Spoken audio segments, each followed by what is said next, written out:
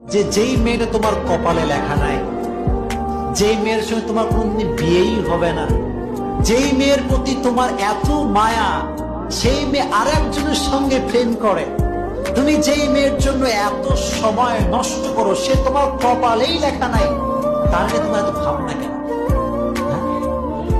তার নিয়ে তোমার এত কল্পনা কেন? সারাটা দিন মোবাইলে তার ছবি ঘিরে ক্যা হওয়া, একেই ভালোবাসি, এরেই লাগবে, এরে ছাড়া কাউরে বিয়ে করতেই পারবে না, এরকম যুবক আছে না নাই? সারা দিন মোবাইলে এগুলো করে। আচ্ছা, যাকে আল্লাহ তাআলা তোমার জন্য বানান নাই, যার সৃষ্টি তোমার জন্য হয় নাই, যে তোমার কপালে লেখা নাই, তার জন্য ভেবে তোমার কি কোনো লাভ হবে? যুবকদের জীবনে যদি আসতে হয়, খাদিজার মতো আসবেন। কেন আসবেন? এই জন্য আসবেন যে খাদিজা নবীর হাত তখন ধরেছে যখন নবী শূন্য পকেটের পুরুষ ছিলেন, আর মেয়েরা এখন সেই পুরুষের হাত ধরতে চায় যার পকেট ভর্তি টাকা আর টাকা।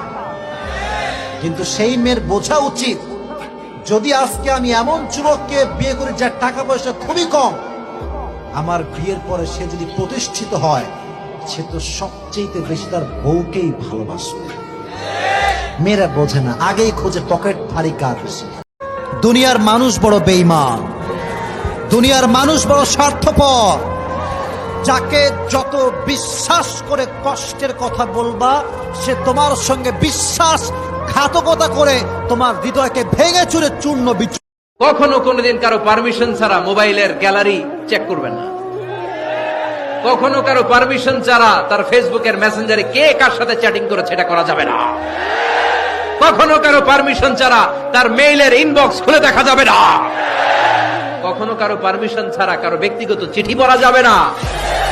দিস ইজ ইসলাম, এটাই ইসলাম।